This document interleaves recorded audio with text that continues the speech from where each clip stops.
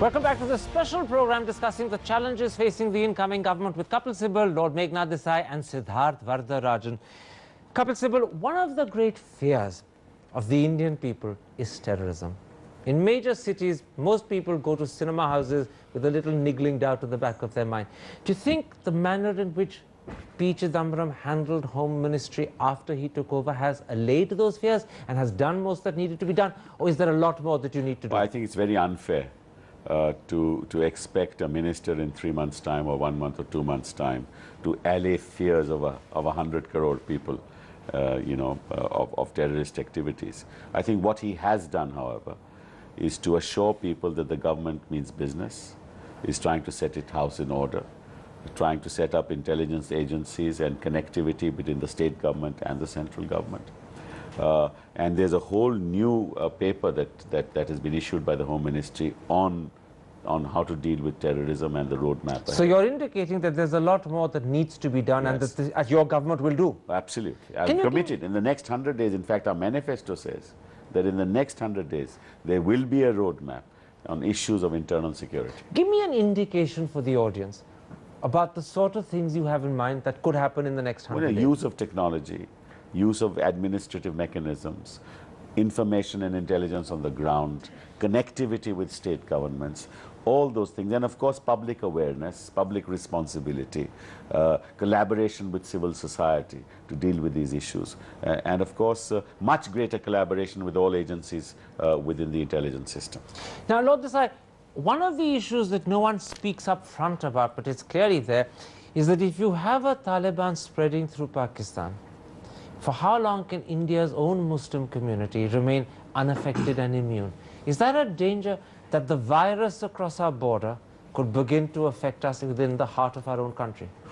Absolutely, yes. And I think we have to make a clear distinction between secularism and treating all citizens alike, and the fact that there could be terrorist sort of impregnation or infiltration because of Taliban.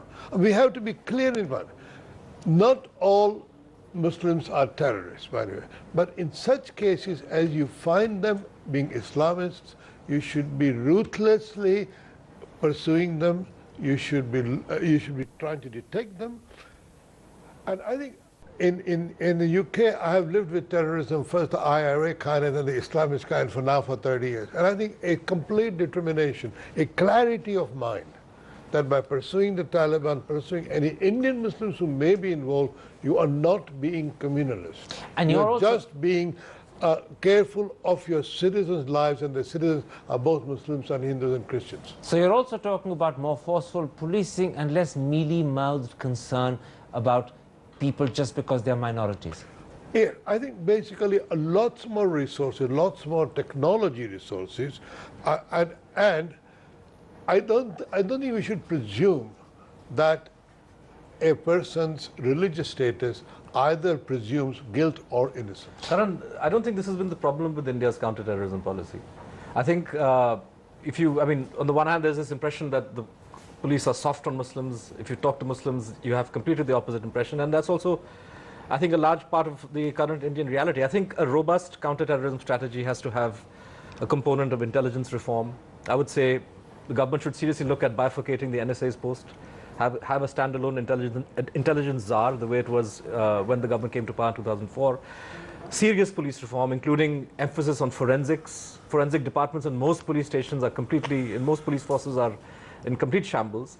And intelligent policing, and not assuming that threats come from only one place. I think, many of these bomb blasts, for example, which were linked finally to the network, linked to Pragya and so on, were never probed for years, simply because it was assumed that, well, they can't be involved. Very quickly, you want to say something?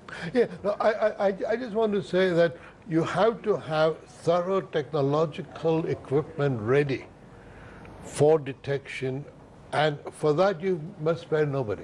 Which is something, in fact, I know Kapil Sibal spent a lot of time and effort about in his last ministry when you were Minister for Science and Technology. You've even spoken about it. That's right. I won't therefore take you up on that because you've talked about that in public many times. Let me instead take you up on about the two things that Siddharth mentioned.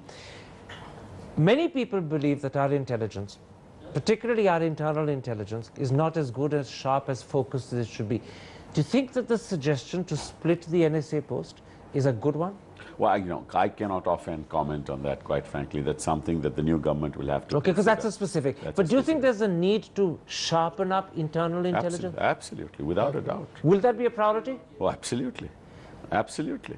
And that's exactly what the manifesto says. The next 100 days, we'll have a roadmap on how we're going to deal with security issues. But I just want to take up one point that Meghnad mentioned. Remember this, and I agree with him. You know, a terrorist, no matter which community he belongs to, is a terrorist. And we've got to deal with him as a terrorist.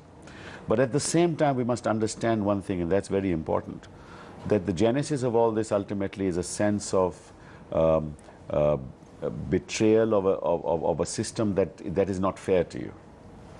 And I must put it on record that many a time I believe, and I've seen through some of this documentation, that it's the inability to get justice that people ultimately move towards violent activity. And that's something you have to tackle to I think ensure that we need to that address the temptation to move to violence is eradicated. I think we need to address the issue of justice in this context in a very, very major way. That also suggests that things like the Sachar Committee and its recommendations need to be followed through with great earnestness. I agree with you. Will they?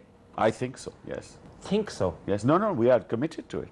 But you were committed to it even in the last government, but not very much. No, we happened. have. On the Sachar Committee, I can tell you we've done lots in this government, again, which has not reached the people. You know what's interesting about this verdict, especially after 26/11, is that the Indian people who are so concerned about terrorism favor a quiet, sensible, rational approach towards dealing with this problem, Exactly. rather than the sort of hype BJP saying, let's hang so and so, let's do this. No, these kinds of things don't produce results, and I think people remember want. Afzal Guru's hanging was, you know, they tried to make it an issue. It wasn't. So let's not go to Afzal Guru's hanging. Let's stick narrowly to the subject we're talking about. Yes, Lord Desai. You know, I want to make quite clear. I think I agree with Kapil that there may be serious grievances which eventually may lead some people to go on to terrorism. And perhaps we ought to have a clear discussion about open, but at the same time, the origin and causes of terrorism are not relevant when you're trying to pursue a terrorist and punish. You must So understand. you're saying at the same time as alleviating the origins and causes, which must be done because they're genuine grievances that lead to it, but you still need to be ruthless in tackling the actual instance and incident. There's a distinction there, Karan. You have to deal with the terrorist as if, you know, he's like anybody else. You know, don't make a distinction between one and another. But and that's when you deal, when once he is a terrorist, you deal with him that way. But you have to address certain issues. And I think But can you be certain of getting the and balance I'm right? not talking about justification. And I don't think he's suggesting it as an either or. I mean, No, I agree. That's what I'm saying. Can you get the balance right? Absolutely. I don't mean in your own eyes, but can you convince the country you've got the balance right? Absolutely. I think we need to convince the country. And I think the government. And you accept that there's a task there of convincing the Absolutely, absolutely. country. Okay. Let me bring up something else that Siddharth mentioned because it's a critical issue, that is police reform. It was something that was mandated by the Supreme Court over a year ago. It has been not observed by state governments, and there are several instances where things were required to be done in terms of the paramilitaries by the central government, and it still hasn't been observed by you it will either. be done. It will be done. But when you say it will be, how And I'm sure the reassuring is it? new government will mean business. I think police reforms should be on top of the agenda. Should be? Yes. Why do you say should? Well, you know, Will what be else can I also- say? But there's a lot that should not happen. be. Should not I'll be. tell you why. There's a lot that should happen that doesn't happen. No. So I when should you be say means will be, the new government is not yet formed. I can only use that expression. but you're committed to police He's a reform. lawyer. Absolutely. And I but- want to He's a make- lawyer. I mean, I want to make two criticisms of the UPA's performance over the past, and I hope this is redressed in the current sort of phase.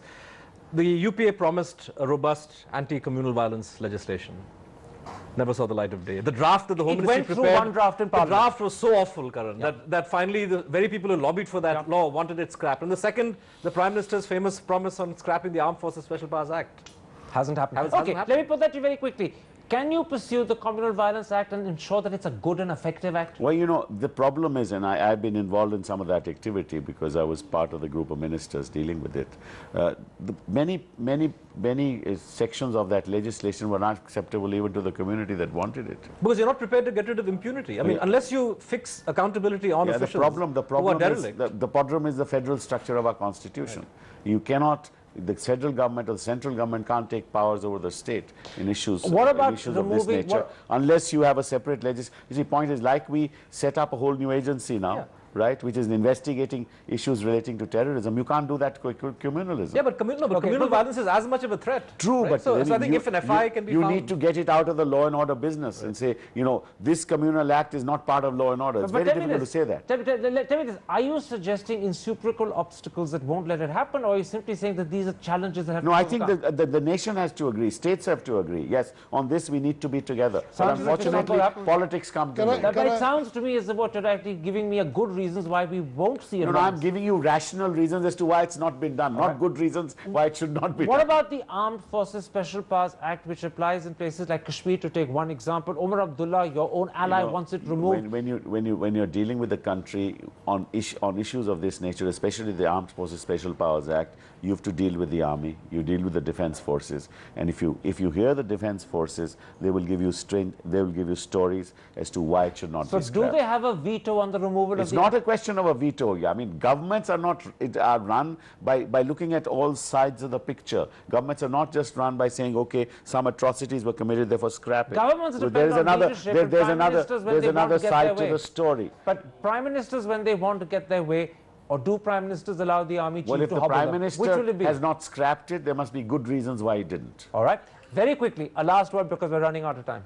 Yeah, no, I very simply, this government has not only got the left off its back, it's got the BJP off its back. That's so right. on this matter, you can go boldly, do the best you can without any reservation. We have a great opportunity. But before I go back to Kapil Sibal, who's no doubt going to tell me that he is bold and so is the Prime Minister, do you believe that this Prime Minister has the makings of boldness, or do you think he's going to be just a nice man who won't be bold?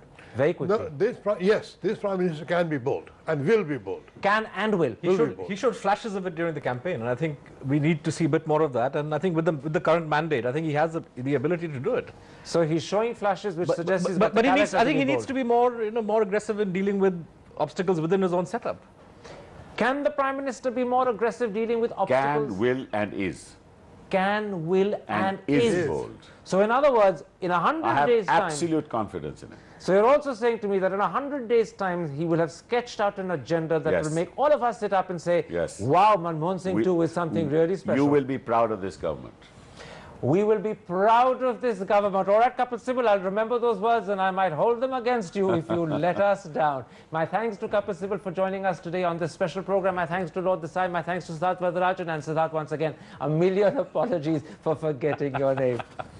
And that was Kapil Sibal indicating what will be the essential steps that the government will take to tackle the many challenges that India faces. Remember, it's not just a new government, but it's for the first time that a government faces such serious challenges on so many different fronts. And as Kapil Sibal has said, we will be proud of this government. Well, that's a promise, but we're going to hold him to him. And if he doesn't live up to it, then he knows that there might be consequences to pay.